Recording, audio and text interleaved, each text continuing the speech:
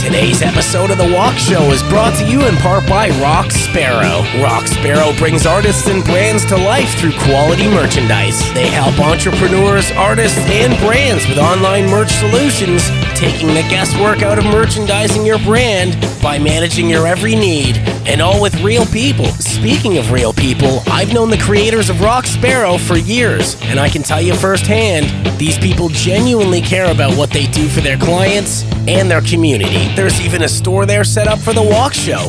Check out what they're up to at rocksparrow.ca. If you want to join up like I did, send them an email at info@rocksparrow.ca. And if you want to check out my Rock Sparrow merch, it's at The Walk Show. That's WOK.rocksparrow.ca. Again, that's thewalkshow.rocksparrow.ca. In any case, if you want to help out The Walk Show, please let them know that I sent you.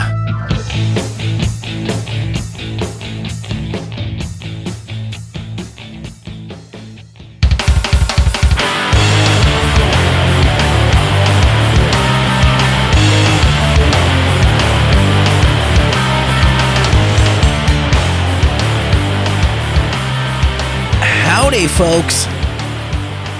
Welcome to The Walk Show, podcasting on all major platforms and broadcasting on Hypernova Radio. Thank you for listening. Be sure to follow the show on Facebook, Instagram, X, and Blue Sky. And if you want to support the show with your dollars, you can subscribe over on Patreon for $5 a month. I'm Derek Prince-Cox, and I hope you're all keeping well. Trucking along with the podcast. I'm actually closing in on my 200th episode, which I honestly thought I'd never get to. Maybe I'll save that rant for episode 200, but I will take this opportunity to tell you how much I appreciate your time and support over the years. Whether you're new to the show or you've listened to every episode, and I know some of you have, thank you, thank you, thank you. I reached out to you on the Walk Show socials to ask you what your favorite Canadian movie or show is. And here's what you had to say. Now it's time to check that mail. I'm gonna check that mail good. Yeah, check that mail. From Rod Rodriguez. Hey, dude. Rod says Schitt's Creek and The Handmaid's Tale. From Will Noseworthy of Band Boost. Hey, brother. Will says, I'm partial to Yvonne of the Yukon. From my better half, Mackenzie. Hey, Schmoops. Mackenzie says, Trailer Park Boys. From Grody Bedroom Sessions Studios. Howdy. They say Fubar. From Jacob Romu of Angel Dust. Hey, duder. Jacob says, I'm big on Shorzy, but also Mr. Dress Up when I was a wee lad. From Alex Patrick of Baptized in Blood. Hey, bro. Alex says, Strange Brew. From Ruth Prentice. Hey, Ruth. Ruth says, 4 on the Floor, The Frantics. From Daryl Ailes of Orange Hat Film Productions. Hey, man. Daryl says, Goon is always my top pick. Black Fawns, The Oak Room is a close second. Gotta shout out Enemy, too. TV shows, gotta be Kids in the Hall and Corner Gas. I'm a sucker for good comedy. What can I say? From John McGonigal of Jam Video Photo. Hey, brother. John says, when I was younger, Danger Bay. Older, Kids in the Hall with some Tom Green mixed in once in a while. From Bob Stan of Rolodex Darko. Hey, buddy. Bob says, there were so many I watched as a child and preteen. Little Bear, The Big Comfy Couch, Babar, Reboot, Brace Face, 16 Now, Letterkenny, Kim's Convenience, and Late Bloomer. Watch on Crave. It's Viner, Just Rain. Bob then says, oh shit, also Mr. Dress Up. From Jeff Fassy. Hey, dude. Jeff says, Highway 61. Great movie with cameos from Jello Biafra, Tav Falco, and Art Bergman. And from Mark Pettipier of The Royal Few. Hey, bro. Mark says Shorzy and Schitt's Creek. As for me, I can't remember if I answered this in the chat or not, so I'm going to name a few. First off, I got to agree with my wife. We're big Trailer Park Boys fans. We also saw Fubar 2 in theaters together. Also a big Tom Green fan, and Sam Dunn, actually, who is a Canadian that put out Headbanger's Journey, Global Metal, Metal Evolution, and a really great Rush documentary called Beyond the Lighted Stage. As always, thank you so much for your participation. If you aren't writing in and you want to get in on the action, when you see a listener question pop up on the Walk Show socials, leave your answer in the comments or email them to thewalkshow@gmail.com. On that note, let's do today's Double Feature Preacher. The Double Feature Preacher is brought to you by Planet Bean Coffee. Woo, that is a tasty f***ing brew. And by The Walk Show.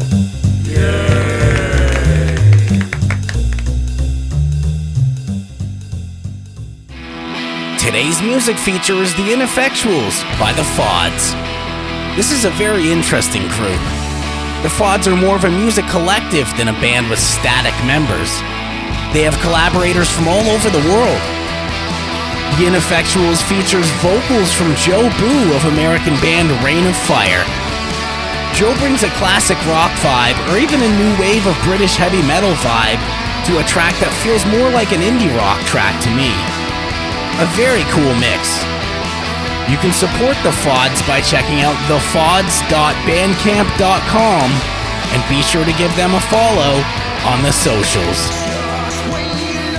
Today's Planet Bean feature is their Chatty Matty blend. This is a lighter blend with hints of nuts and caramel. I used to be a strictly dark roast guy, but as you get into higher quality coffee, you realize that the subtlety of a lighter roast can be just as enjoyable. Chatty Matty is a classic example of this. I still don't have the palate of a true coffee aficionado, but Planet Bean's amazing coffees are definitely pointing me in the right direction. Planet Bean Coffee is Guelph's coffee company, having roasted fair trade and organic coffee since 1997. Check out what they're up to, get a list of locations and a list of vendors at planetbeancoffee.com. Most importantly, support Planet Bean with your dollars. You'll be glad you did. Oh, and when you do, if you want to help out the Walk Show, please let them know that I sent you. Stick around to the end of the podcast to hear the full song from today's Double Feature Preacher artist.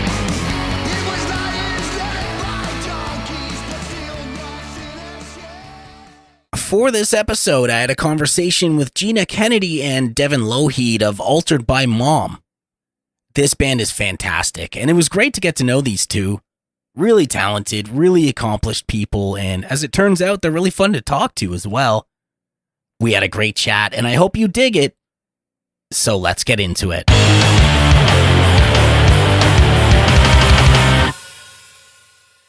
And we are rolling here today with Gina Kennedy and Devon Lougheed of Altered by Mom.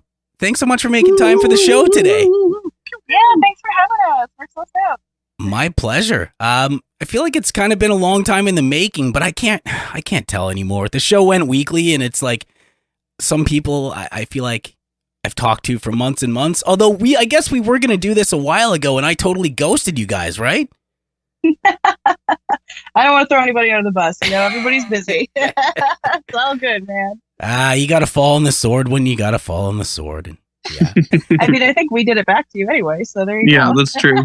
All right, cool. So we're back at zero then. We're even. Double ghost cancels it out. Nice. That's it. Nice.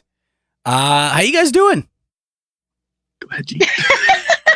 We don't want to talk over each other. I'm really good. Yeah, it's we just rolled out some new music and stuff, so we're kind of in the mid of big release times, and things are feeling really good. Right before summer, the weather's starting to get warm. It's good. Yes. Yeah. How about you, Devon? How you doing? Yeah, I'm doing well. We're definitely looking forward to summer. Have a few festivals that we're playing. We were just yesterday, 2 days ago, in beautiful Guelph. We came down to play at CFRU live. Had a very warm welcome there. So the Guelphonians are very welcome. Well, very welcoming. Guelphoniacs. Yeah, actually, that's way cooler than Guelfies or Guelphites or yeah. What was that one again? Guelfies is pretty cute. Guelphiolas, maybe? Guelphiolas? All right. You know what? I'll take all of them.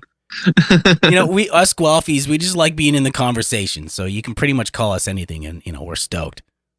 I love that's that. it. So CFRU was good? Totally great. Yeah, such a warm reception there, and always nice to have your sound done by a member of the Constantines. That's very cool. Brian Webb was kicking around there, and definitely a fan, so that was nice.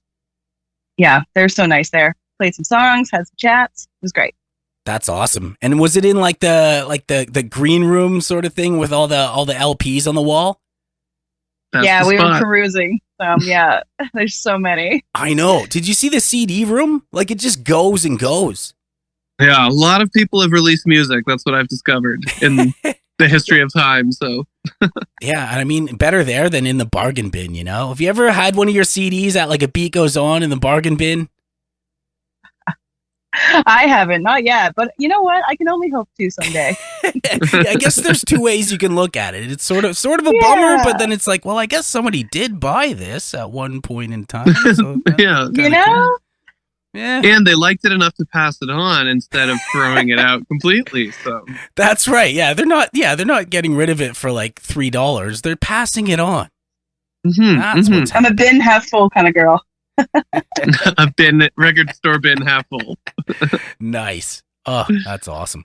I'm glad that you got to play CFRU. I was there not too long ago, and it's really nice people.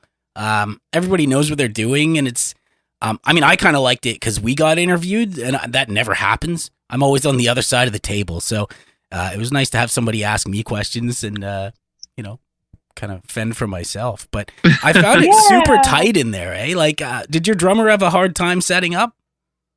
It was funny. They kind of asked him, like, once he set up, they were like, "Are you sure you want to face that way?" And he was like, "Yeah, I think so." It actually worked out really well, so I was pleased. Yeah, that's one of the advantages of being a three-piece. Yeah.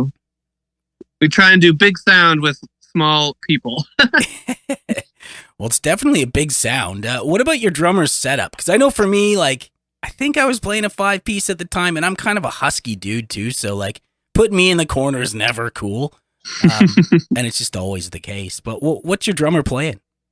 Yeah, I think he was rocking a 4-piece, so just one rack tom and one floor tom, and they actually asked us on air what his least favorite part of the drum kit was, like if you have to get rid of something, what would he get rid of? And he chose the rack tom, so we know that he could go even smaller if we need him.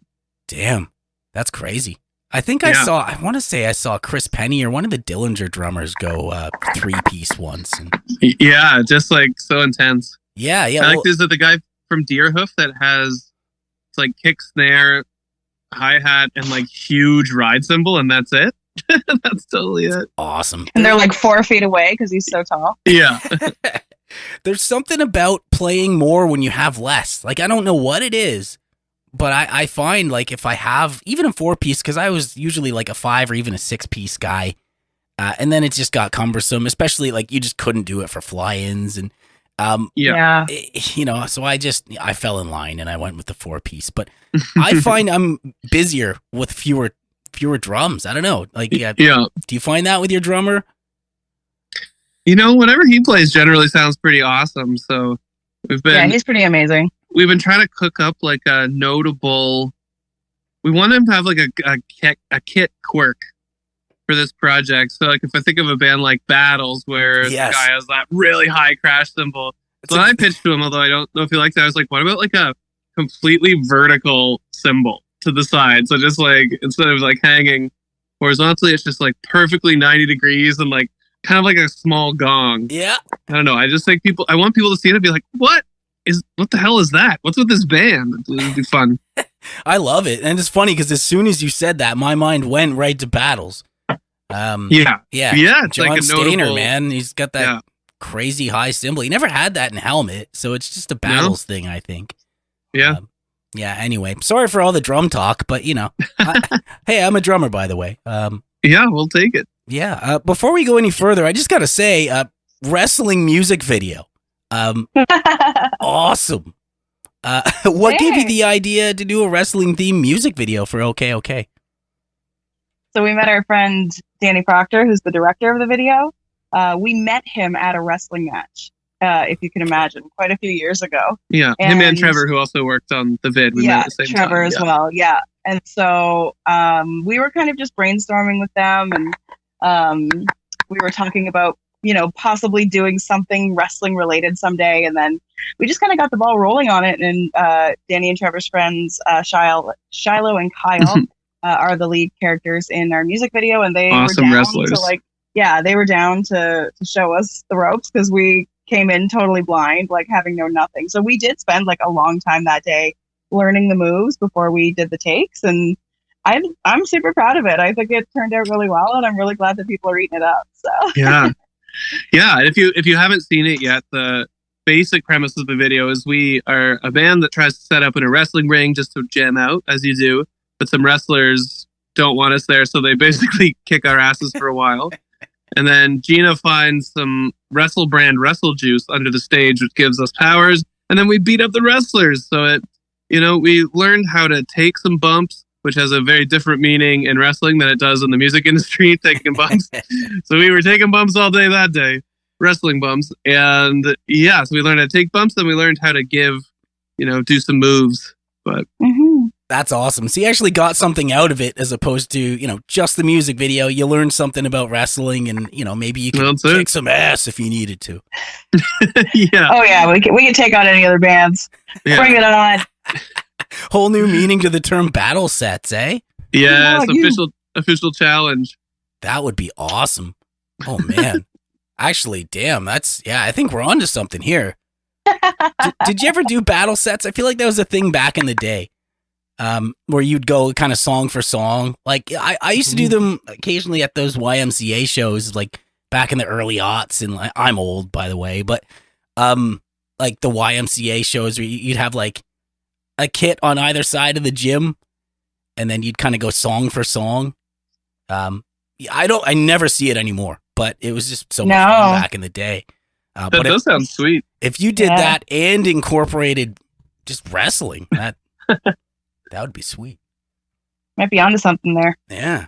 Yeah. It's churning out killer ideas here on the Walk Show, kids. That's what happens. So you met the director at a wrestling match then, right? Correct. So I assume it was also the first. Sorry, you go ahead, dude. Oh, that was the first. It was the first wrestling match that I had seen. We were set up to play a show at a venue where there was sort of like a small venue and a big venue. We were in the small venue. We had the sound check quite early.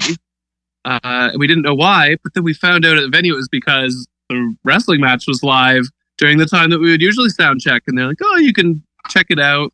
And I didn't know much. I mean, I know of wrestling. Obviously, there was like Hulk Hogan and stuff when I was a kid. But watching it, I was like, oh, I get it. This is hilarious. And it's awesome. And I saw a lot of connections with the music industry and that sort of thing. It was like kind of punk rock. It can be a little bit punk rock. So it kind of spoke to me. Yeah, like the DIY wrestling. I'm assuming not like WWE, right?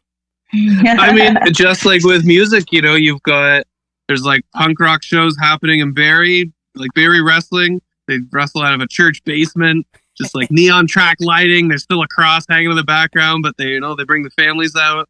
And all the way up suplexes for Jesus, Yeah, that's it. All the way up to, huge shows with big production, just like WWE or like Olivia Rodrigo.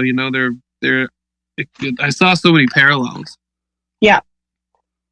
That's cool.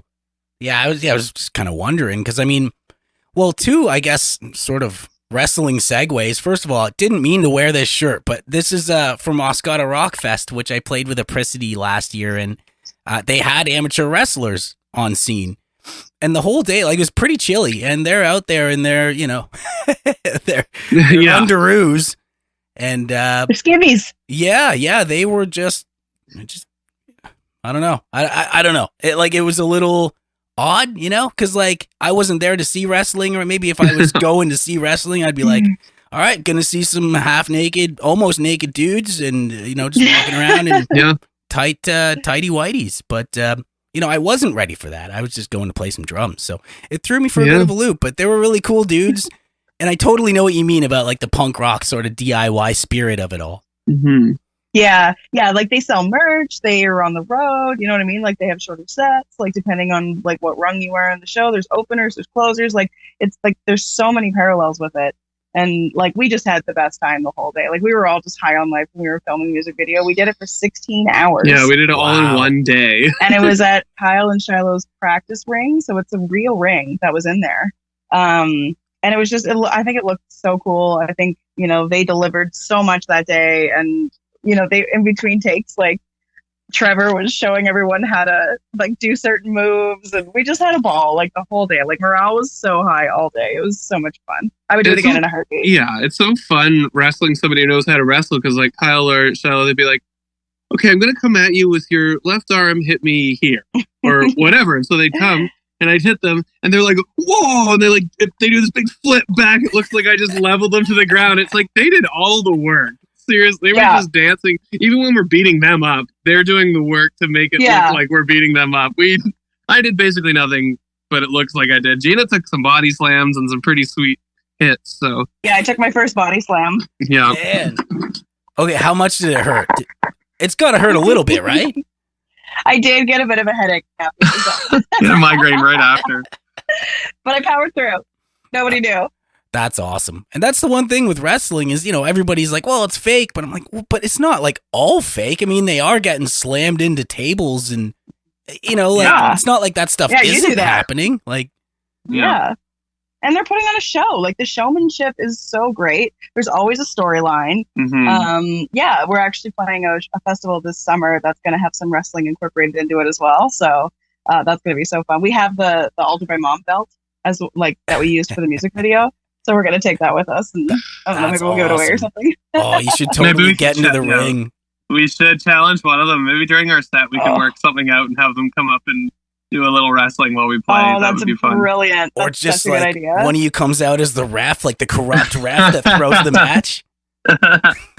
Great idea. I actually now I'll check out wrestling more often now. And I do love watching the ref because, like, I don't know if this is too much in the sausage factory, but the ref is actually doing a lot more down there than one might think. I've been led to believe the ref is the one who's kind of telling them how long, or like the ref might help them communicate a little bit. It's just like, it's pretty cool. So I love watching, like, it's like a little bit of behind the scenes. Same way I like to watch, I don't know, maybe what a sound tech at a show is doing, how they're contributing to the show. It's like pretty fun to watch the ref. But I also am like kind of a big guy and I wouldn't make a good ref. So most refs are also really small, because it makes the wrestlers look even bigger out there. True. So they're kind of like conductors in a way. Totally. Yeah, that's it. Definitely. Yeah. Huh. Yeah, I did not know that, but it makes a lot of sense because, like, obviously, like, if you're going to pre-rehearse, like, I kind of feel like, I mean, obviously it's pre-rehearsed, but there's got to be parts where it's, like, improvised, but when you do this, like, choke slam or whatever, we're moving. I think it's way more like that. I think they're jamming most of the time. Yeah, they're just riffing.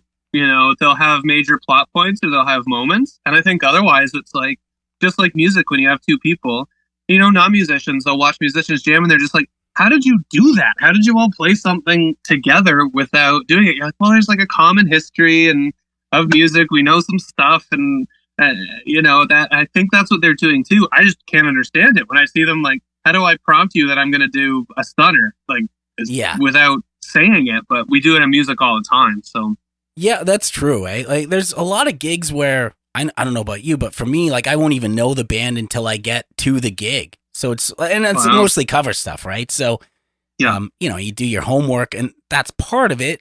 But there's definitely a lot of improv and a lot of visual cues and stuff like that. Like, if a guitar player wants to bring the dynamic down, they might get real small on stage. Stuff like that, right? But, 100%. Yeah. But the other kind of wrestling segue I wanted to bring up is, I haven't been into wrestling probably since the 90s, but I'm opening up for Fozzy apparently next month. So that's nice. Chris Jericho's band.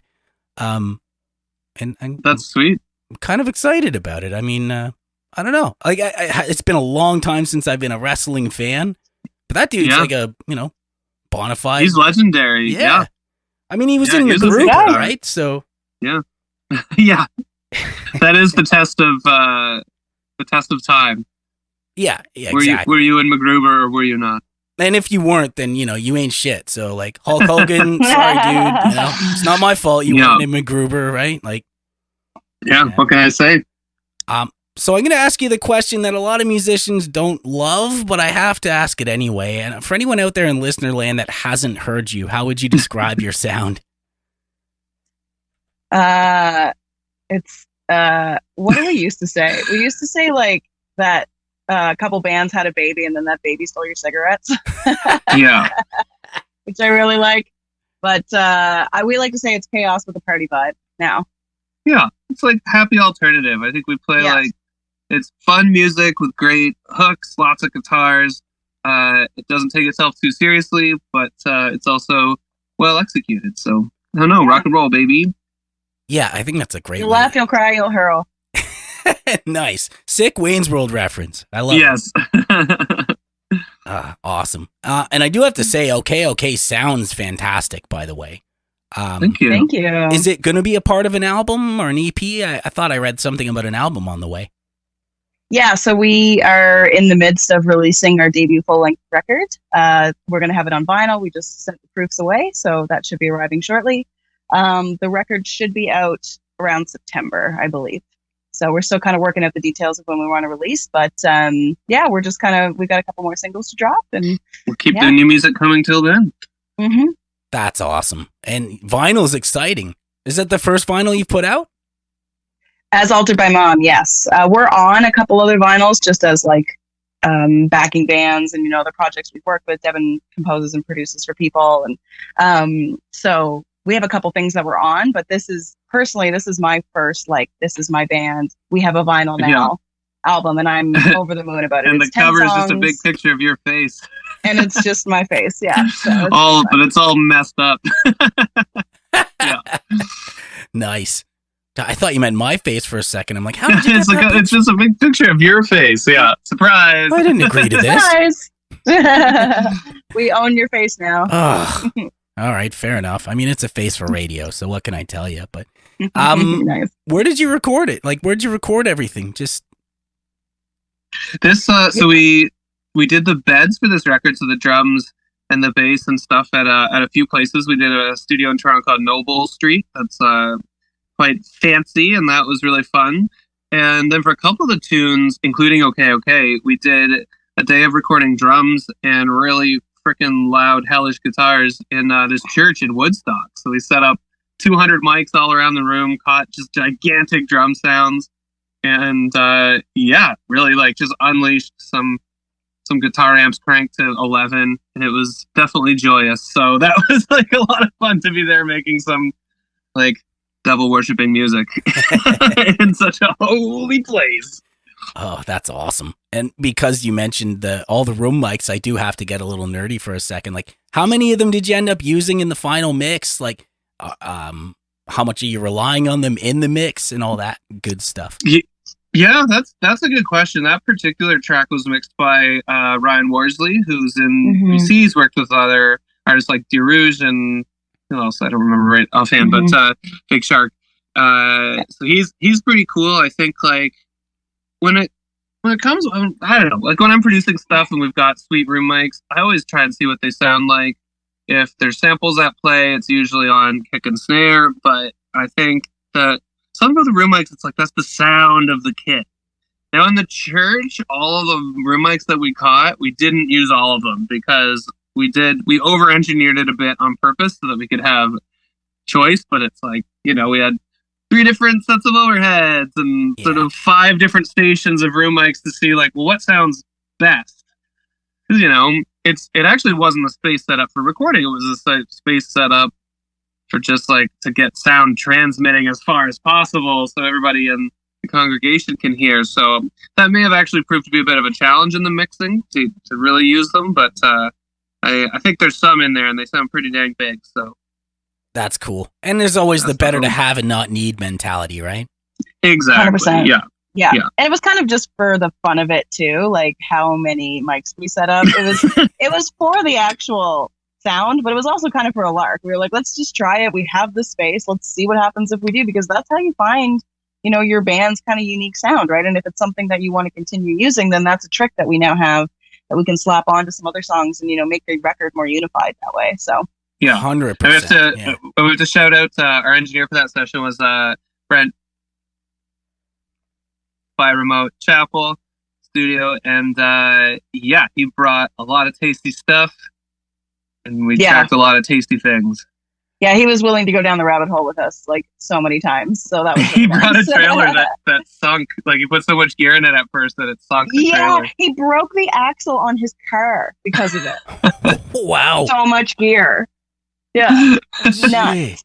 Sorry, Brent. Oh my Telling God. on you. You know, it's almost like my Pro Tools didn't want you to get that plug out there. It actually kind of stopped when you were giving his information. Can you just give him another plug? Sure. Sorry yeah. about that. No, it's all good. So we should give a shout out to Brent, to our engineer of that. We'll give a shout out to our engineer that day, who's Brent Bodrug, Studio Sli-Fi Chapel Remote. And he brought so much gear to record us that he broke the axle of his car, which we appreciated. All that, you need heavy gear to record heavy music. So that was awesome. Nice. Yeah, shout out Brent. Mhm. That's awesome. Yeah. It's sorry about that. That was like just perfect timing. It's all good. No yeah, worries. just threw a big old wrench in the works, and I might just keep it in there because in the spirit of falling on the sword and all that. I was going to ask if either of you are engineers or producers, but I think I know the answer to that now. Gina, are you an engineer as well? So I can do a little bit of engineering. I do voice acting on the side as well, which I record all my own vocals and stuff for. So we co-produced this album as well, which is really the first time that I've, really trusted myself enough to say that I produced some stuff on it. And now I feel really confident doing it. So Devon's obviously a nice guiding light for me. He's done it so long and he's so good at it. So he's one of those people that just knows how to do everything. So yeah, and then you come along and can do it right away, just as good or better. Yeah. We're just going to compliment each other for the rest of the show. Yeah, so stay might take a tuned. while. If you like this, you'll love our next single. It's just this. Yeah, true. That's awesome. Yeah, the student's supposed to surpass the teacher, right? So that's great. Hey, That's it. I like P. that. Aw, that's very nice. No, that's very cool because I listened to a bunch of your songs, and I mean everything is fantastically written. Like it seems like really well produced. So it's cool to hear that you're producing a lot of your own material. Was that Thank you you. said this is the first time you've done that though? You didn't do that with previous releases? Not really. I wasn't really comfortable enough in what I knew or like my skills. You probably know this, but we wrote 52 songs during the pandemic, and that super helped with so many things. Like I just got to practice. Like I got to practice recording. I got to practice producing. I got to practice my songwriting.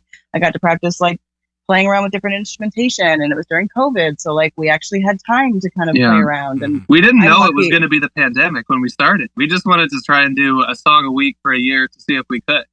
Really? And then It turns out we could. And we're 3 months in March, and the pandemic hits, and we're like, oh, this actually helps us in this one specific way. It definitely was horrible in every other It was not way, good. but, Yeah, no. just to be clear. But yeah. I know. I know it obviously was a horrible time, but I don't think there's anything wrong with finding silver linings where you have to. And I think that That's it. creatives did that really, really well during the pandemic, Yeah, if people had the means, and I did hear a lot of people kind of reevaluated their mental health too. Like it gave people a break that they never were afforded before. Obviously it came with a lot of stress and a lot of heartache, but it was a nice reprieve from just the wheel. And I think that goes for most people, like not even just people in the music industry. I think people, 9-to-5ers who were running around all the time. It's like people don't want to, sacrifice so much of their time anymore, right? We saw a big revolution with that. So yeah, it was a nice distraction from everything too. Like, we were pretty on the ball for a lot of it, but sometimes, we were like, oh, we gotta like do a song this week. Otherwise there's not going to be anything ready. So it was good practice for all the things, and just got us into a really good routine. That's fantastic, and like great use of the time. Although it's interesting to know that you were planning to do that anyway, and then and then the world just sort of like shut down. Yeah, I think we were 11 songs in, so we did 11 songs on the regular real life world schedule, and then the rest were aided. But we used it as a chance to reach out to some random heroes and such. We ended up doing 2 songs with one of my heroes growing up, who was Nigel Pulsford from the band Bush X. He was a guitar player.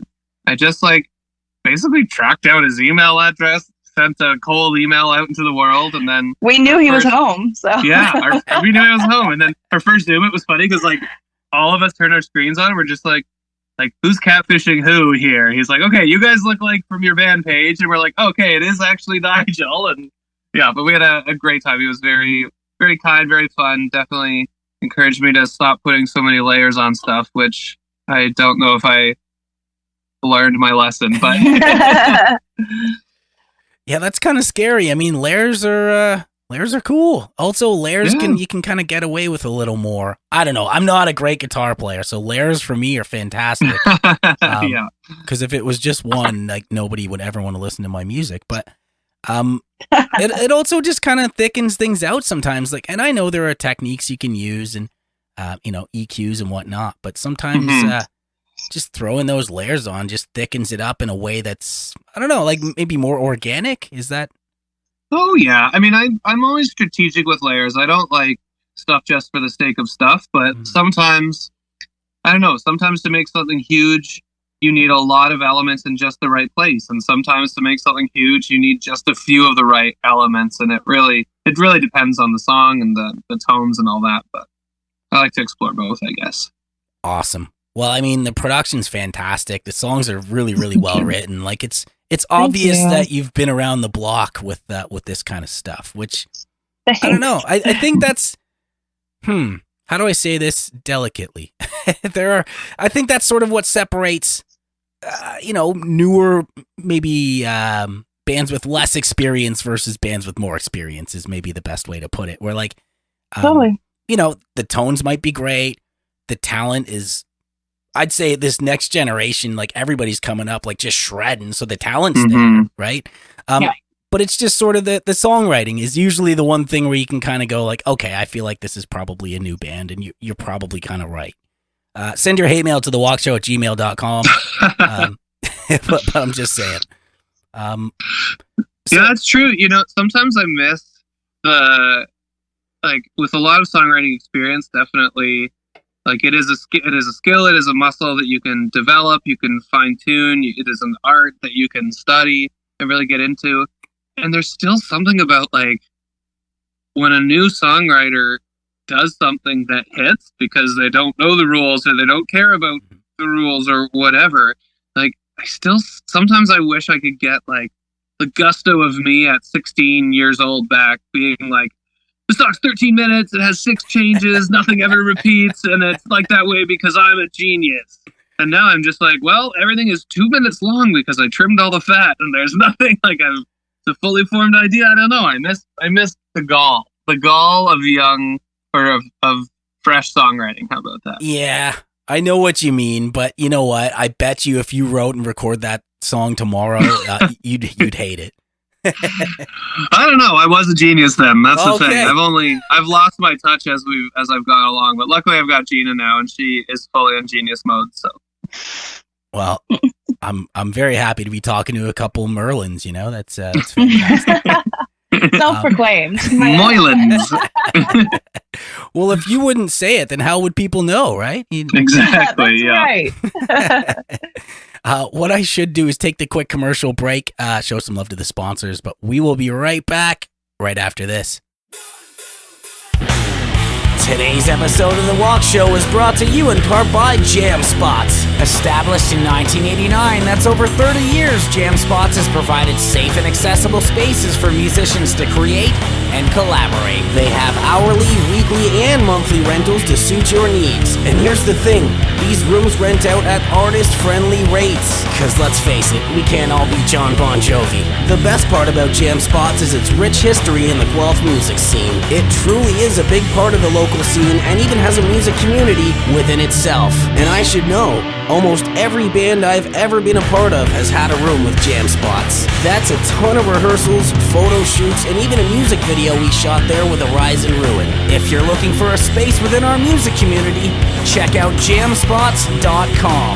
That's JAMSPOTS.com. Jam Spots. Make some noise!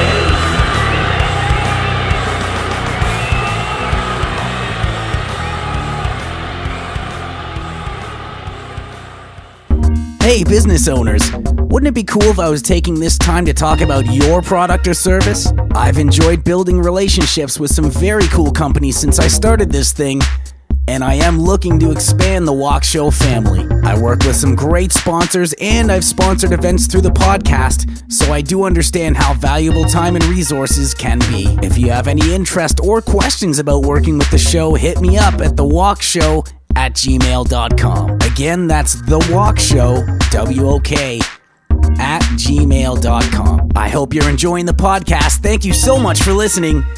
Now let's get back to the show.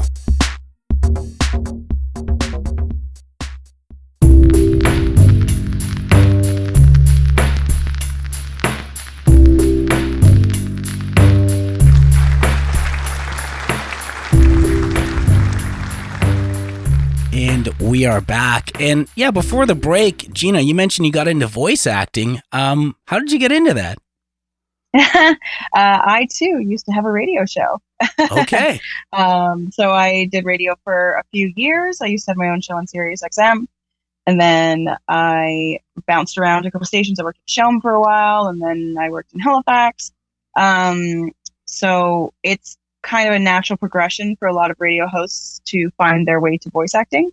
And yeah, I had a friend who introduced me, my friend Candace. She had an agent at the time, and she was just like, I think you'd be great for this. She was kind of a mentor for me in the radio world in the early days. So she was great. She hooked me up. She showed me the ropes, and I wasn't any good at the time, but they didn't have a voice that sounded like mine. And I lucked out and I got an agent like pretty seamlessly.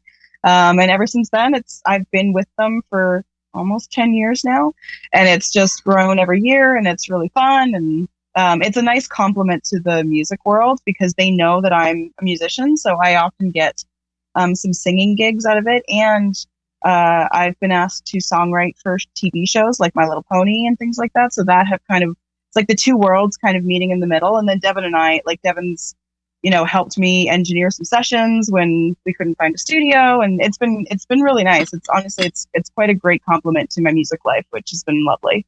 Yeah, it seems like it would be. I mean, it's I'm insanely jealous. I had a voice acting gig like maybe it must have been more, like 15 years ago probably, for some training software. And just like you, I was horrible at it at the time, but I just had a voice that is a little different, I guess. So yeah, I did that, and they tried to get me to do different accents, and I butchered every single one of them. So I don't know what they ended up using, because I mean, who watches training software if you don't have to? But yeah, I've always wanted to get back into it. So it's something I'm sort of like fake it till you make it, pushing through my business, and we'll see what happens. But do you think having an agent is the way to go? If you're going to rely on it for like your full-time job, then yes. If you want it as a side hustle and just make a couple extra bucks on the side, I think you're fine. Like there's some websites. I also am on like voices.com. Just if I ever need to pick up some gigs, because it is gig culture. Like even though I have an agent, I'm still non-union. Don't come after me, union people. And it's worked for me. That's what I do for like a living, So it just, I think everyone has to go their own route and figure it out. I don't want to say it's not possible to make a living without an agent, because, if you're picking up cartoons and things like that, maybe it's good. But in my experience, my agent has changed my life. Like both Roger and Melanie, shout out to both of you, because they're great. They're so good at what they do, and they know I'm a musician as well. So they try to like get me some singing gigs and stuff like that, which I always appreciate. And yeah, it's a really fun gig. I'm super fortunate. I try to never take it for granted, because I have been in corporate world and it was not for me. yeah, I hear that. Oh my, yeah. We were talking a little bit off air about corporate world, and yeah, I'm right there with you. And I can honestly say I haven't had like a fixed full-time job in over a year now. So I do a lot of this gig stuff too. So yeah, I do think a lot of that, I don't necessarily want to do voice acting full-time, although that wouldn't be the worst way to make a buck. But I'm sort of in those like wear 10 hats phase, right? Like, so Hundo P. If I can add it to the repertoire, that'd be cool. And that's kind of perfect. Yeah, and that's kind of perfect too, because, I book gigs like 12 hours out. Like, I booked a gig like an hour ago for a thing on Wednesday. You know what I mean? So it's like, oftentimes my agent will be like, can you do this tomorrow morning at 5 p.m.? So it's something that like you have to have a flexible schedule in order to do. So if it's not something that you're relying on full time, it can fit into your life pretty easily. And so we can talk after. I can give you a couple avenues to explore. Sweet. I wasn't fishing, but I will take that. I will take that. Yeah. You got the voice for it. But it also, That's like, it. I will say it, like, it totally informs, like, I love being multifaceted, and, like, Gina's amazing at voiceover also. That's the thing. That's why she's done so well. The sessions I've engineered for her, it's, like, great to watch her work. I've always been, like, playing live informs the production side, and, like, production informs the playing live side. And even, I would say, some of the new stuff that we're writing on, like, the new album that we're probably not supposed to be talking about, but we are working on. I see Gina panicking over there.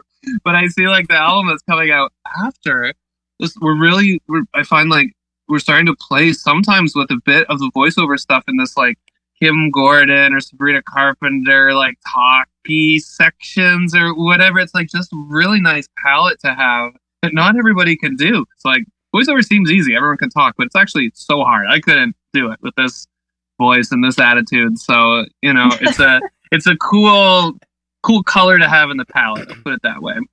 Oh, absolutely. And especially when you get really analytical about like cadence and, you know, spacing and all that kind of stuff. Like it can kind of, well, it sucks the fun out of the room, but I mean, that's sort of what you need to go through with anything, like be it, you know, playing drums or guitar or voiceover or, you know, engineering or whatever, right? There becomes that point where, you know, maybe it's not honeymoon phase anymore and it's actual work. But I mean, that in and of itself is pretty exciting, right?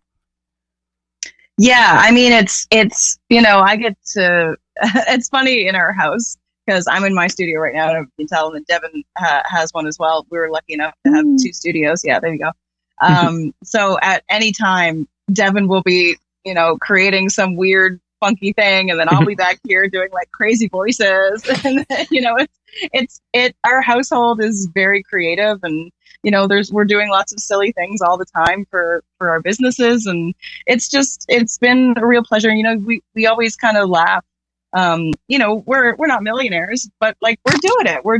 We make our money purely on art, and we live in the city, and we're having a really good time doing it, and we're just enjoying the ride. Honestly, like that's the thing that we just keep reminding ourselves over and over, like on those tough days, which everybody has, but we're just very grateful that like the tough days that we do have are because we're pursuing our dreams and like things that we want to be doing. And that just like brings everything into perspective, and then it's really fun again, you know? So we're very grateful for the life that we've created. I love it. I mean, you won. Now, I'm not saying you don't have hardships, but like this is what it looks like, you know, like when you're a kid and like, again, going back to drummer, but like looking at, you know, Modern Drummer magazine and you want to be on the cover so bad. And then like, you know, 20, 25 years later, you're just like, okay, so what it actually is like, you know, you're going to go do a session for this guy, and then you're going to learn 3 sets of covers for that guy. Yeah. And then you're going to do a podcast for some, you know, a little bit of ad revenue. Yeah, send me some more ad revenue, people. And then, you know, you're going to whatever, right? But like, you're just kind of throwing yourself at all these different things and slowly, you know, improving at them. Now I'm talking about myself. Maybe you two came out the gate fantastic, but I sure didn't. And it's interesting to kind of see, like, you know, the people that I talk to that are professional musicians, like this is how they do it. And a lot of them teach as well, right? Like there are multiple revenue streams, and I just think that's so cool. Yeah, I think, you know, once you kind of get over, sorry, hold on, somebody's trying to call me. No, sorry about that. No problem. So yeah, I was going to say, once you sort of get over the fear of like people are going to judge you if you have another job or something, and just like be creative where you're able to be creative and, you know, kind of run with the skills that you have. Like, I think you can create something really beautiful. And that's the other thing too, like very few people are just on tour all the time, making all their money from like their music or their art or anything, like, especially in today's climate. Like there is no shame, especially in Canadians' worlds. There's no shame to having like a side hustle or like something else you do on the side, and bonus points if it can be something that like is part of your own creative expression, right? Yes. Yeah, I mean, you got to keep the lights on. It's I mean, if you can do so with original music, like all the better. I found personally, Totally. like I do take some odd jobs whenever they're available, and you kind of work like a dog while the work's there, and I do a hell of a lot of covers, and I used to see that as waving the white flag, just like, but it is what it is, It's like, do I want to swing a hammer or do I want to swing some drumsticks? And Yeah. 100%. And like, you can find real joy in that. Like, who wants to do the same thing over and over again anyway? Like, this life is long. Like, live all the things, Yeah, I know. There was a while I lived in Vancouver for a while, and then I was asked to play with this band Hey Ocean, who had just signed a deal with Universal. So I was like doing a hired gun for a major label band thing, and I had one of my punk friends who's like, he's in a band, I'm in a band, whatever. We've been doing stuff, and he was just like, it's like, well, I guess you sold out, eh? And I was kind of like, dude, you work at a grocery store to pay for your band. Exactly. I'm now like playing music to pay for my band and my life, and it's like also like I'm not really selling out. I'm not making that much money. It's just like I'm just like wanted to play more. So that like really stuck with me because I mean I came up in kind of a DIY punk scene. I had that punk ethos. I mean, me in high school, I'd be like, I'm never going to let anyone use my music in a commercial. And now I'm like, hey, how about you please use it? Honestly, U.S. military, no problem. Full support. Like, no, probably not them. But like, honestly, everybody has a price. There's definitely a price where the U.S. military could use the music. It's a big number, but like, all that to say, I just like that was a funny, like, that's where I learned that I didn't learn everything from the punk music scene. Well, it's true. I mean, I came up in like more metal hardcore scene, but it's a very similar ethos where like you can't sell out. And I'm like, dude, I've been trying to sell out since high school. Like, what are you talking about? Yeah, completely. Please let me sell out. Yeah. Oh my God, I want to sell out. Also, it's exactly what you said. It's just like, wait a minute, who's the sellout? The person that's playing music for a living or the person that's going and doing something they don't identify with whatsoever for 40 to, 60 hours a week, right? 5 years from now is going to be 5 years from now, whether you start working on your own thing or whether you don't, you know what I mean? So it's, we decided to take the plunge, and at first it was difficult, but we were in our early 20s and now it's thriving. But like these things, they always take way longer to work than you want them to. Like I had a couple of jobs alongside my voiceover for a long time. Like it's only in the last couple of years that my voiceover has allowed me to just do it alone, and it just sort of worked out that was the time that we wanted to launch Altered by Mom as well. So it all worked out in the end, but it's, it was a rough road getting here at first, and like same with Devo as well. But it's, we're so grateful to be here now. And that's, that's a little bit of a perk, like you were saying earlier about like, maybe we're like a little bit more of an experienced band. And it's like, we did our paid our dues. We ate our Wheaties, we went through the hard stuff to be able to do the things that we do now. And like, we can write a song and play a song in a day kind of thing. But, it's been 20 years learning how to do that. And we can do that. Like you're paying us for the 20 years that we learned. You're not paying us because we can do it in 10 minutes, Yeah, well, exactly. Yeah, that's well said. That's actually perfect.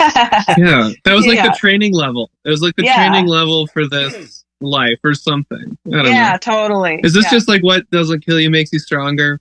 Sometimes stuff really sucks, and I don't know if it makes you stronger. I don't know if I believe that saying, but certainly makes you more experienced, though, right? Yes. How about that? And of course, there's like we got to acknowledge privilege and all that stuff too, right? Like we're white, like we come from parents who have middle income kind of jobs. You know what I mean? Like it's the struggle's not like overwhelming, for us on a daily basis. So I also want to acknowledge that we are very privileged, and we do know that, but at the same time, we did work really hard to get where we're at. So yeah. Well, and to use that for, I think like if you use that to kind of leave the door open behind you, and to try to help people along, then pardon me, I need a cough button, but maybe that's not such a bad thing, right? Like, I mean, and I don't want to say that. Maybe I should rephrase, but you know what I mean, right? Just leaving the door open behind you, helping people along wherever you can. And just, using that privilege as positively as you can, right? Yeah, exactly. Yeah, we're big proponents of like sending the ladder back down, like especially when we had so many people sent the ladder down for us, like that's a big thing for us as well. Like it's like music's all about community. And the Community. more people we can get involved with like what we're doing, like even for the music video, there was like 16 of us that day. Yeah. Like we couldn't have done that without all of the people that were involved. So, it's fun. Like we love that that's a big component to it. Yeah. Community is so important. It could be hard to find. And like in Toronto, I mean, I grew up in Brantford, Ontario.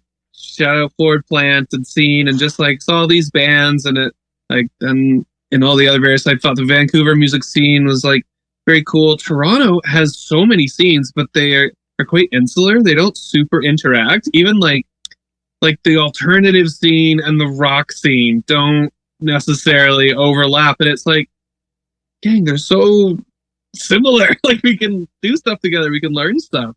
But I like in Guelph, I know there's Satellite Collective. I don't know if you know of it. Maybe you're a part of it. I don't know, but they're very cool. No, play one of their actually. shows. And oh, nice. Yeah. You should check them out. We played one of their shows with a band of high schoolers named Do, who were hilarious and awesome. And yeah, I'm pretty into Do. Maybe they're my favorite Guelph band if they're even from Guelph at all. Yeah. Crazy. Well, I mean, yeah, shout out to, you said it was Do, like DEW? DEW, right. yeah. Yeah. Okay. They're so sick. Sweet. Well, I definitely got to check that out. Yeah, they were pretty cool. And I feel like everybody goes through this, right? Where like I used to feel so connected with the Guelph music scene, and in many ways I still do, but as you get older, like no matter how hard you try to keep an ear to the ground, you just can't. You lose touch. I don't know what it is. It just happens. I don't know. So yeah, I definitely gotta catch up here for sure. That's it. Yeah. I think our brains are always trying to shortcut stuff. And so stuff that is the same, that's why I like new experiences. And for us, we always try and play in new places or like record albums differently. It just makes our life feel actually longer. And that's what it's all about right now. I don't want to shortcut my way to the great beyond, Yeah. Yeah, absolutely. And I think that has a lot to do with just hanging out with different, scenes. Like you mentioned the Toronto scenes being kind of insular. I always kind of found that like in Toronto as well, but I've always kind of been an outsider there, right? So it's there's a lot of scenes that are very again, in advance, send your hate mail to the walkshow@gmail.com, but they're very gatekeepy sometimes. So if it's not like the pure form of doom metal, then you're going to get kind of cast to the fringes. But I don't know. I always kind of liked, flying your own flag and just being a band that's sort of, dipsy doodles between different genres rather than being like, we're like a post-punk, like I don't even know what that means. Yeah. Just be yourself, right? Exactly. Yeah. Authenticity shines through most of the time. So I think so too. I think so. Yeah. Yeah. And that's one thing I really do have to say about your music. And as it relates to the voiceover stuff, like I hear so many, I feel like you're covering, like you're screaming, you're singing, you're singing in different octaves, and there's so much going on there that does a lot of that come from your voiceover experience, or is it just sort of just coming out that way? I also took music in school, so I took opera singing in university. So like, yeah, I think, your life informs your style. And so, I think I didn't find, like we were talking about this earlier, Devon and I, of how, we really did find our sound on this album, this new one coming out. Like it's equal parts Devon as it is me. And I think we've really landed on something really special. And I'm, a lot of people go their whole lives without finding, their true sound. And I really do think that we've really landed on something awesome. And like we write really well together now, and we're kind of a well-oiled machine now. So I do think that it took a long time. And it also was a big confidence thing for me too. Like, the imposter syndrome monster. So once I kind of, at one point there was just too much proof to the contrary that like, the monster kind of went away. So once that happened, I think, we both kind of really locked in and found where we were after. And I'm super proud of it. That's awesome. Yeah, I know exactly what you mean with the imposter syndrome. I feel like so many people suffer from that. And it's one of those things that like, I don't want to say nobody talks about it, but I will say anytime somebody does talk about it, I think there's somebody out there in listener land that goes like, yeah, I feel that way too. So I can always bring it up and feel good about it, and feel good about when guests bring it up too. Yeah, I'm not sure if I that think was fluent everybody English, but you know what I mean. I think everybody experiences it one way or another. Like, and I don't think it's just to creatives either. Like, I think, it takes guts to say what you want to say and do what you want to do. And, you just have to do it a bunch of times. And luckily I'm at the point now in my life where I've done it a bunch of times. So it's, it just feels You learn right. from each time. It gets it a little bit It's a little easier. Yeah. Yeah, there's like a mode you kind of go into where you're still analytical and you still, you can still point out the 5 things you need to do better next time, but maybe not in the way where you're, trembling on stage. You know what I mean? Like, you're comfortable with the fact that you're going to be, over analytical, and that part doesn't really change, but maybe the performance aspect does, or you just sort of like give yourself to the art form or the cause or whatever it is, right? Yeah, I think at some point it's detrimental. Like, I think, you can be self-critical and that should be inspiring to get better. Like, if you're using it as a benchmark to where you want to be, like if you're using it to set goals, then sure. But if it comes to the point where you're just tearing yourself down every time you make even like the smallest mistake that nobody recognized, and then it ruins your whole show, like no one's benefiting from that, especially not you. So, yeah. Yeah, well said. Altered by Mom, I have to ask, how did you come up with the band name? Well, as a musician yourself, that occasionally there are times when you wonder, I mean, this ties in everything we've just been talking about, but times when you're like, hey, I guess I can't do this anymore and I need to go to the real world and get a job and do all that. So I was living in Vancouver.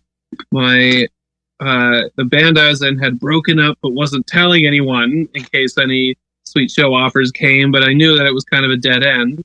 And I was just feeling a bit lost, so I jotted down a resume onto the computer and I sent it off to my mom to edit. She was school principal and stuff in her career, good, trustworthy person for that. And she sent it back as altered by mom.doc. I didn't even open it. I just started the band right then, and that was the sign. So rolled on from there. I love that. I love the personal touch to that. That's very cool. Yeah. My mom loves the name and loves when I shout her out as one of the moms of Altered by Mom. Yeah, because we've all been altered by our moms, or even by our lack of moms, or whatever. Everyone's a little altered by mom, one way or another. True. We all came from mom, so. Yeah, that's awesome. And yeah, my mom did the exact same thing with my resume. She was a YMCA Youth Employment Services job counselor. Wow. So yeah, she helped me out there. So yeah, that one hits close to home. I like it. Let's see. That is sweet. How did you, you've said you don't get interviewed that much. How did you come up with your name? Your personal name and your show name. Okay. How did your parents come up with your name?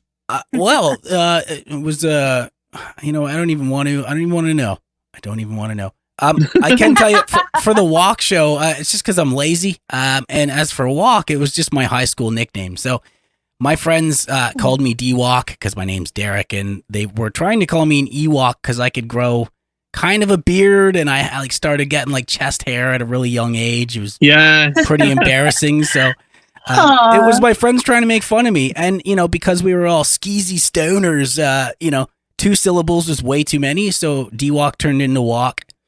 Yeah, and then I like that you owned it. Yeah, because what are you gonna do, right? I mean, people were calling my house. My mom would answer, and like half the time it would be like, "Hey, is D-Walk there?" Yeah, a little embarrassing, but yeah, if you own it, then people they still can make fun of you, but you've already made fun of yourself. So yeah, you're talking to people in a band called Altered by Mom. We know what you're talking about. You just gotta own it. Well, I have a long history of being ashamed of names because my last name is Prince-Cox. So you can imagine what people did with that coming up in school. Kids can be so cruel. I have a similar, the name Gina, if you put VA in front of it, creates a whole new name that high school kids love to talk about. So I'm with you. Yeah, kids can be cruel, and it's, but again, right? What doesn't kill us makes us stronger, or something like that. Voice cracking. Yeah.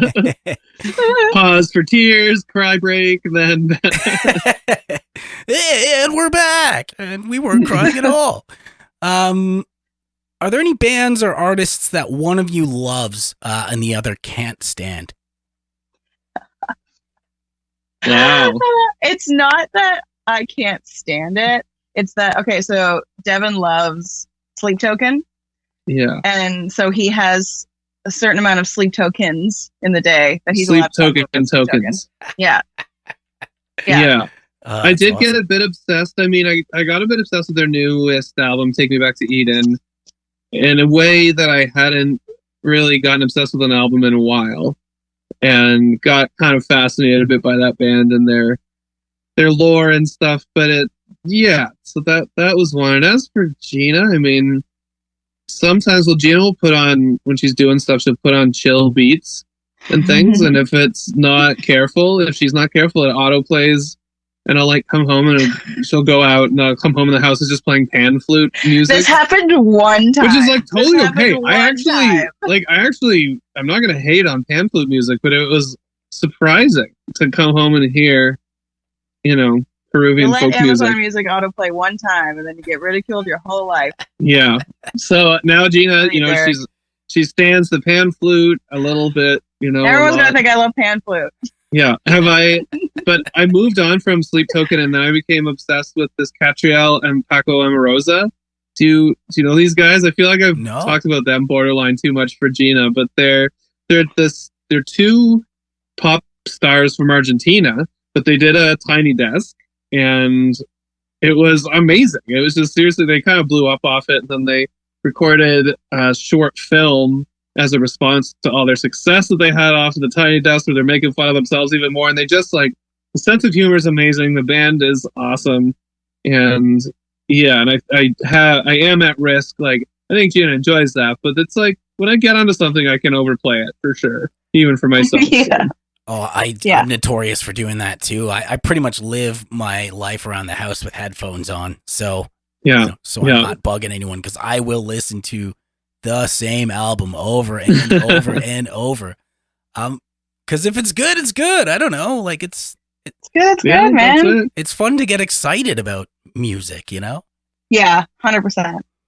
Gotta do it. Yeah. I ask the listeners a question every episode. I like to get my guests' take as well.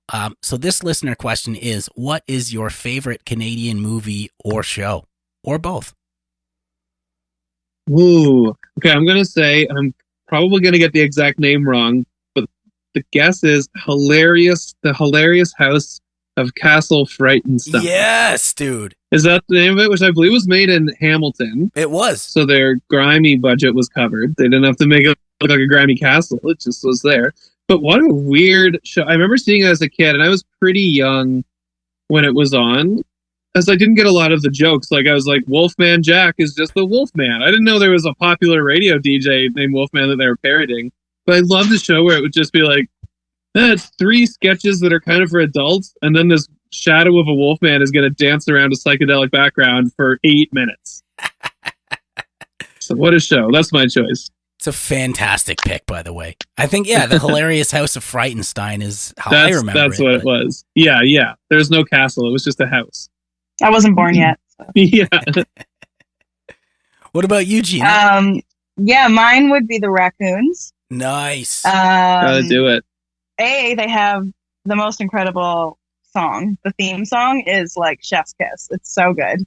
But it would be on right before I would go to school. So I was that tragic kid who was the first kid on the bus, the last kid off, because I lived on a farm and in the boonies. I can remember everything. It's just the sounds of the little piggies when they click their heels on the ground, and like, what was that pink guy with the broken nose? What animal is he? He's an anteater. Oh, he's an anteater. Okay, that makes sense. Yeah. Yeah. Sniveling Sneer. And wasn't he smoking a cigar too? Yeah, he had a cigar. Yeah, and he had like a super gravelly voice, but you kind of love him. He's kind of a curmudgeon. He kind of reminds me of some of my friends. Maybe that's a good voice acting gig for me, because I got a voice like a lawnmower. I could be the next. Oh, you could be new Sneer. Yeah. There you go. Yeah, brush up on some good old CanCon. I like that. Absolutely should. We're just coming up with all the good ideas today. What? God, we're so good. We're so good. What can I say? Take the show on the road. So you have Gay Music Fest coming up. We do. We do. We're coming through town. I think, did I see you might be working our show. We might get to hang out. I don't know. I might be renting my PA, but I'm supposed to be in LA that weekend, which kind of sucks. But that's the Fozzy show. Right. Oh, got it. But, if what I'm hearing is true, we might get turned away at the border over like social media posts. So maybe I will see you. I don't know. Wow. We'll have to see how that shakes out. Yeah, who knows? Well, I hope not to see you then in that case. But yes, we are. In the nicest way. Playing Game Fest. Looking forward to it. Guelph's been really fun to play. We bring a little bit of a party in a can, and that's what we're going to unleash at Game. Yeah, it's going to be fun. Awesome. Are you able to talk about your time slot and venue and all that stuff yet, or is that still behind the curtain? I think so. Yeah. No, I think so. So we're on the Friday. We don't. Do we have our time slot yet? I'm not sure that we have our time slots yet, but we are on the Friday and we're in the big venue. So I'm not sure what the restaurant is. Offhand. Is it Red Papaya? Yeah. Papaya, yeah. Yeah. So it's Red Papaya on the Friday. Yeah. Awesome. And I'm going to say 9 or 10. Yeah, probably. Subject to change. Yeah. Yeah. Just keep an eye on our social media. When you want to check us out, we'll be posting tons about it. So. Yeah. Awesome. We'd love to see you and say hi. We really like Guelphoni, and we're actually at the Phoenix this weekend in Toronto. We're playing on Saturday. If this comes out before then. Unfortunately not, but yeah. Okay, perfect. We had a great show. Yeah, how was the Phoenix? Yeah. Oh, the Phoenix was incredible. Yeah, I couldn't believe that the fire alarm went on, and then there was I don't know. I can only think of really horrible things. I can't believe there was a shooting. Yeah. It's funny, you talk about the Phoenix and the fire alarm going off, and it actually brings me back to a memory. I played there once. We were on tour with a band called I Hate Sally back in the day, and they used to do the fire breathing thing on stage. Oh, yeah. And they did it at the Phoenix, and yeah, they got in some big trouble there. Because I think they almost got, they had those flags hanging from the rafters at one point. Oh, yeah, sure. And I think they almost got one of the flags. So anyway, that's where my mind just went. Yeah. But, luckily, we don't have any fire breathing in this case. Yeah, hopefully we'll get pyro eventually, but until then. Yeah, it's scary, pyro. I don't know. It's so fun. It's so hot. It's super cool, but man, like one wrong step or something goes wrong, and oof, no thanks. I got to play with pyro once, and it was pretty excellent. I felt the most powerful I've ever felt my whole life. It's worth the danger, you feel? Yeah, it was hot. It was like you're standing next to an open flame. Like it's a lot hotter than I assumed. But I don't know why. I just thought it was like movie effect magic or something like that. But it was, it's intense. Like when there's like a constant flame going on next to you. Yeah. And did you have like your ex on the stage that you had to kind of stay within? Okay. Yeah. And they tested it too. Like the day before, we did like a ton of tests with it. And at first they didn't tell me they were going to shoot it off, and they did. And it scared the Jesus out of me. Well, and the first time, like it was supposed to go off in bursts. So you're supposed to get like 8 bursts. But the first time something, I don't know if it was on purpose or not, but it just went on the whole time. So it was like you were a wall of fire next to this open flame for about 20 seconds. And and just to know that it wasn't supposed to happen, just like, oh, that makes me feel great. Yeah. We're off to a good start. I was playing and it was right next to me and it was so hot, and I just kept being like, oh my God, that's hot. Like, oh my God, like, is it going to melt my bass? Like, what the hell's happening? Yeah, you had a scarf hanging off your bass headstock there. Like, maybe I won't hang this. Yeah. And we were all laughing at the playback monitor and how much I was freaking out. It was really funny. Oh, man. You know what, though? I feel like, I guess if I did it, the rush would be so cool that I'd be pro pyro after that. But, Yeah, you get pretty wrapped up in it. It's pretty sick. Nickelback had like 26 pieces of pyro, so that they had so many. Yeah, that's pretty badass. You know what? Yeah, maybe I'm turning around on pyro, but it would still scare the hell out of me. There's no question. Definitely scary. You definitely want an expert doing it, and it's not really for club shows. We won't be doing pyro at the Red Papaya. I guess no.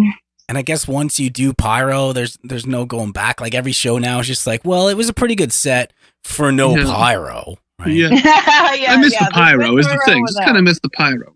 Yeah. Hopefully we can get bougie enough that we need pyro. Dude, that was so no pyro. But speaking of Gain Music Fest, I got to send a shout out to my dude, Nick Weaver. Pew, pew, pew. Fantastic dude. He's been a good friend of mine for a very long time. And he still manages to carry the Guelph scene on his back, not even living here. He's on the other side of Toronto, and he's still making it happen. So, Nick, if you're listening, love you, buddy. Yeah. Dude, I could do this all day, but unfortunately, I do probably need to put a pin in it soon, just because I feel like if you do one of those like 4-hour marathons, I just kind of wonder who would actually listen to the whole thing. So try to keep it down to like, an hour, 90 minutes with intro and music and all that good stuff. So, let me just ask you, what else is on the docket for this year other than Gain? Mm-hmm. So we've got a few festivals coming up. We're going to be in Nova Scotia this year as well. So we've got a couple of festivals. Nothing's announced yet, so I can't say anything quite yet. But we've got a few things out there, and then we might be headed to Japan in the fall as well. So I know. So we're still finalizing details on all that, but yeah. And then the new album, of course, is dropping probably in September. So we'll be having an album release party as well. In that time, but we'll talk about lots of it. So excellent. And some singles along the way. Yeah, we've got at least 2 more songs to drop before the album comes out. So yeah, very cool. Anybody you want to take this opportunity to give a shout out to? Shout out to Derek on the Walk Show in Guelph for contributing to the scene, for keeping things alive. That's pretty sweet. Yeah. Well, thank you. I appreciate that. I swear I wasn't fishing. Again, I wasn't fishing. No. I think this kind of thing is so important, though, and it's very, like, Canadian. I think there are a lot of scenes that are kept alive by 1 to 4 people, and those should be so celebrated, because those are so important. I ended up doing what I do today because of one of those scenes, and 100%. That's awesome. Thank you for having me. Hey, my pleasure. It's been so much fun. Again, we could do part 2 and part 3, and we probably should another time. As things drop, let me know. Like if I can plug it on my socials, for whatever it's worth, I'd be more than happy to help. Thank you. That's so generous. Thank you. How can people check out what you're doing online? We're at Altered by Mom on everything. We're on Blue Sky. We're on Instagram. We're on TikTok. Those are the most active ones. YouTube, I guess, right? YouTube, yes. Sorry, of course, YouTube. And yeah, that's where we're hanging out. Come be part of the Altered by Mom crew. Very cool. It's so you're everywhere. We're everywhere. Yeah. Actually, I just got on Blue Sky as well, and I like it. It seems like everybody's cool. Yeah. It's friendly right now, so we'll see. Yeah. I guess there's plenty of time for people to ruin it, but yeah, for now it's cool. So if you're on Blue Sky out there in listener land, hit us all up on the sky that is blue. You can see how Devon's brain works. Yeah. You can it's see a scary place, but you can see how Derek's brain doesn't work. Lots going on. The last thing I do is spin 2 tunes. First up is Altered by Mom with Okay, followed by today's double feature preacher artist, The Fods, with The Ineffectuals. Thanks so much for your time today. It's been so much fun. Thank you, Derek. This rips. You're awesome. Hey, see you out there. Likewise, and yeah, we'll definitely. I'm sure our paths will cross. And maybe even for Gain. Hopefully not for my sake for the States, but in the greatest way possible. I hope I don't see you for Gain, but if I do, that'd be awesome. And if I don't, then I'll definitely catch you guys next time. Amazing. Sounds good, man. Excellent. To the listeners, thank you so much for your time. Catch you next time. Feel it boiling over. It's murder on the dance floor scene. And though we're getting older, still living like we're 17. I like the devil on my shoulder, and bad guys making the rules. I don't care, we're getting older. I just wanna hang out with you. Money maker, little faker, killing time but not a time waster. On the ceiling, got you feeling. Okay. Hot stopper, sweet talker, tear it down and build it back stronger. Unsteady, get ready, you got the cure, we got the poison. Okay. You got the cure, we got the poison.